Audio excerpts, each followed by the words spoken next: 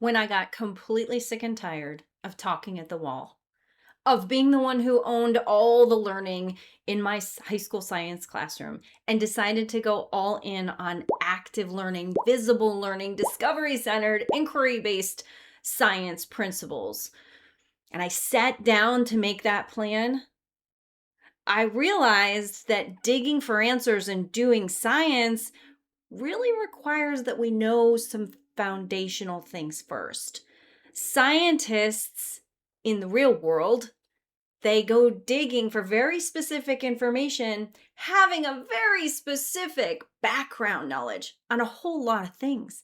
So, how can I ask my students to do that and expect all of them in my classroom to do that without having some core reasoning to lean on? And that's when I brought back an introduction to chemistry unit, a core concepts unit to my chemistry course. Hi, I'm Lisa, and this is Lab in Every Lesson. Today, I'm taking you behind the design of a core concepts unit or an introductory unit I use to start chemistry every year. Why I eliminated the traditional introduction unit to begin with, why inquiry based design made me bring it back, and how I decided what actually deserved to be taught before the rest of the course, before we got into the heavy. And if you don't teach chemistry, stay with me because I'm not suggesting you use my core concepts unit. However, I'm going to show you the thinking process I use to identify what to include in that unit so you can start recognizing the foundational ideas your students may need to reason from in your own course. When I first started teaching back in 2010, I joined the crowd, essentially. I was not the first chemistry teacher at my school. There was a well-established plan for how we taught, what we taught, and it essentially followed the textbook. So there was always an introduction to chemistry unit. And probably for the first year or two, I taught it. It contained everything from what is an atom and what is matter, straight through the basics of dimensional analysis. And along the way, it kind of touched on pretty much everything we were intending to teach throughout the school year. Well, maybe by the third year of teaching this particular course, I personally just stopped. I stopped teaching the introduction to chemistry unit because I found I was just reteaching those lessons throughout the year as that content emerged in the curriculum naturally. And I could not at that point say to my student body, remember when we did this lesson? Take out your notes on this lesson. Number one, because I was lecturing, and that's just basically in one ear and out the other, even if they were paying attention. The retention there was not good. Number two, in a cyber charter school, I'm getting new students all the time.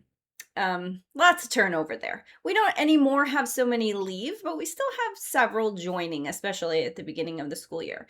And so I just found it to be kind of a waste of time. There wasn't a whole lot of purpose. In my view, we were losing really important instructional time. And so I just started jumping right into atomic structure. Fast forward 6, 7 years, and now I'm ready to quit teaching because I just cannot stand lecturing anymore. And I'm blaming a whole bunch on my students when really I had the power to change something. I was the teacher leader in the room. And I brought back the Introduction to Chemistry unit, which I now call Core Concepts of Chemistry. And there was one concept that really started that ball rolling for me. It was the whole idea of forces of attraction. Forces of attraction, positive, negative, they attract.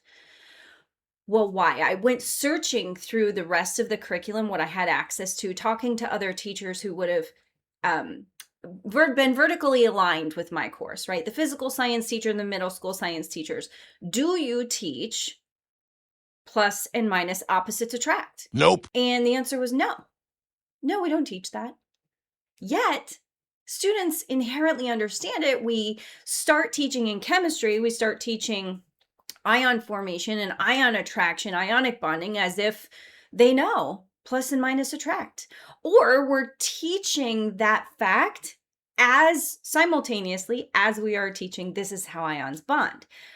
And when I sat back and thought about it, I thought, this forces of attraction thing is an undercurrent throughout the entire chemistry course. It doesn't just explain ions bonding. It explains how the entire atom is put together. The fact that electrons and protons have this attraction thing going on. There isn't a shell that contains all of the electrons. And if we fast forward to now, it's still the premise of ionic bonding, but if we look at a specific type of chemical reaction, like a double displacement or a neutralization reaction, we have ions breaking apart and finding their way back together again with different partners. Forces of attraction felt to me like a piece of prior knowledge. I needed to level the playing field because, especially in my model, now this doesn't make it not true for your model, but especially in my model in a cyber charter school, I have students coming from all schools all over the state. I can't assume that everybody's been introduced to the same thing before. And so it's a level the playing field. Make sure everybody knows this particular content, because at some point in time, when I teach that ionic bonding lesson, when I teach double displacement reactions, when I'm teaching how the atoms put together, we want to be able to reference reasoning, science fact, some bit of core concept prior knowledge that we have in order to then discover more and build on that.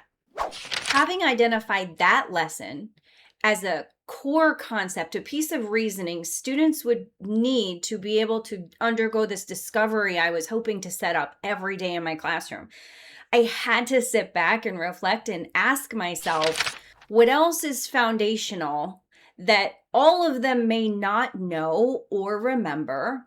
What else am I going to be able to say later on, we've been here? What core concept can we apply to this scenario to think through what we're seeing as an observation? And that ended up building out into a mini core concepts of chemistry unit, beginning with the end in mind. If you have ever read Stephen Covey's 7 Habits of Highly Effective People, habit number 2 is beginning with the end in mind. Now, what do I mean by that? I wanted a lab in every lesson, an inquiry-based, active learning. Students do the hard work every day. But I wanted that because my end goal is for students to take away that skill, for them to do science and engineering practices every day, for them to observe and ask themselves questions and question themselves and question what they're seeing and look for patterns and all the things. With that in mind, though, to begin a unit like this, I had to introduce why bother? Why study chemistry in high school? That's essentially what I was trying to overcome an objection right at the beginning. But also, and more importantly, I was trying to get them to see why it matters, that it's influential in medicine, in agriculture, in the environment, and give them that perspective, that framework before we dive deep into the anatomy of an atom. Some other things I found really helpful to include at the onset: the difference between an atom and an element and a compound and a molecule. Basic disciplinary literacy jargon, because we're going to use that every single day once we get into the heat of it. I wanted everybody to know what the periodic table was right then and how it's organized, because as soon as we start serious chemistry, we're going to refer to groups and periods. Things like physical and chemical properties, because they go directly to the observations we're going to make and really set the foundation for why those observations are important. Because from properties, we also get changes, physical and chemical changes, like states of matter, which is foundational and fundamental for sure, because we can't usually, for example, put two solids together and expect them to react, because the particles don't move enough. They're not separate. They can't mingle. And you know this, and I know this, but they don't know this. And so again, this built out into including chemical reactions and equations, just the basics, the anatomy. When we look at an equation, do we know what are the reactants, what are the products, and what's actually happening during that products that we get atomic rearrangement? Because when we happen upon these lessons in future units, we almost take that for granted. And if we don't, it's become something we have to tell them. And we're trying to get away from lecture. We're trying to put all the onus for learning on the student. So these initial lessons really laid the foundation for them being able to extract those concepts from their own work with active learning kind of learning experiences. It's also dawning on me that, these students are going to come to my class. And in my school, I know they're not encountering a classroom environment where they have to work for the knowledge every day. They are completely and totally used to having it be given to them, talking head, lecture style, for the most part. It's a whole thing that they're not used to. So I see this new unit, this new mini core concepts unit, as an opportunity to focus and introduce my students to the science and engineering practices. Because at this time, I didn't have myself a really nice inquiry based or inquiry style syllabus. I didn't know really anything about how I was going to lead this inquiry based classroom. And so I hadn't set them up for what science and engineering practices were or how to recognize them. Or we just had to start from day one. And one thing I do believe in, and one thing you'll hear me talk about constantly, is consistency. I saw it as an opportunity to emphasize the classroom culture, to emphasize that this is science as a verb. We're not coming here to learn facts and figures anymore. Now we're coming here to do science so that we can learn stuff. And we're going to do it with easier material that probably we've seen before and have some comfort with before we dive headlong into chemistry, which, makes adults swallow hard. Now, it takes time. I taught a half a course of biology last year. I'm headed into a full course this year, and I anticipate after an entire year in a course, I'll be able to reflect on that and pull out what I think are these major themes, if you will. Because if you take a look here at what my chemistry core concept plan really was, at the core of the core concept plan was matter and energy. Okay. Yeah, we have scope of chemistry. Why is it important? But then we jump into the terminology of atoms and elements and compounds, and that's matter.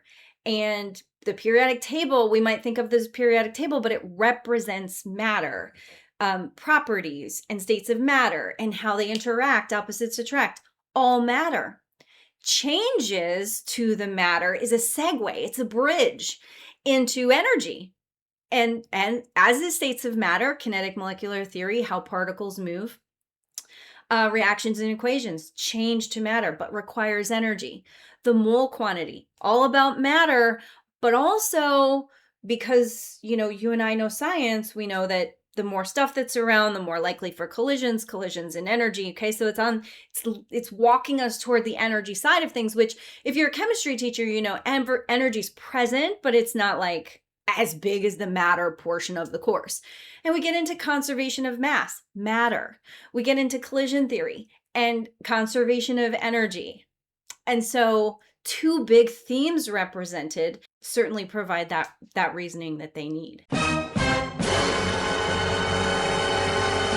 This is a video in my back to school series, and I want you to know this is a great technique, a core concepts unit, to an addition to, a supplement to teaching a whole year in an inquiry-based manner. But I don't suspect that if you've not got your whole curriculum of daily active learning, discovery-based, inquiry-based lessons, that you're going to be able to necessarily construct that unit without living it first.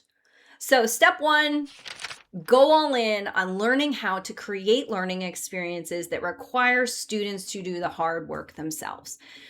Not just give them a website and a worksheet and that's spontaneously inquiry. No, it's about looking closely at your lessons and deciding, what do I do here that I really wish they could do themselves? Or what do I do with them? What demonstrations do I do? What websites do I show them that they can pull out those the core concepts of each lesson, the core ideas themselves? And once you've done that for a majority of your course, you're going to begin to see that there are some ideas that they couldn't possibly necessarily come to a conclusion on or get it without some prior knowledge in that area. And some of them will be more sophisticated than others. Make that list as you teach the course, or maybe it's as you're planning. You're going, well, there's no way around it. I'm going to have to reveal this at the end because they can't get there. So creating a short list of possible topics that create that kind of tension, seem to put the brakes on your inquiry or provide an obstacle to it. I even recommend that you go one step further and that you, as I did with my chemistry list, pull it apart into themes. I know because I'm just starting to tread water in the biology course that course, much like chemistry, starts with the microscopic, the things we can't see, like the chemistry of life and molecules, and it works all the way up to actual creatures in habitats and what those habitats are and how they're interdependent. And so maybe so simply your themes are micro and macro. In biology, it's very micro and macro. Even when you're talking genetics, genetics might be the bridge that takes you from micro to macro because it's the genes that we can't see that produce the phenotypes that we can see, right? And then we go into this whole ecosystem and ecology bit. And so on the bigger scope, step back, try to see what do they say? Try to see the forest through the trees. And from there, you can refine your core concepts list. If you teach chemistry and you want to see how that whole year goes, get the logic, the reasoning for more than just the core concepts unit, you can download my Beyond the Beaker storyline snapshot, which gives you all that and much, much more.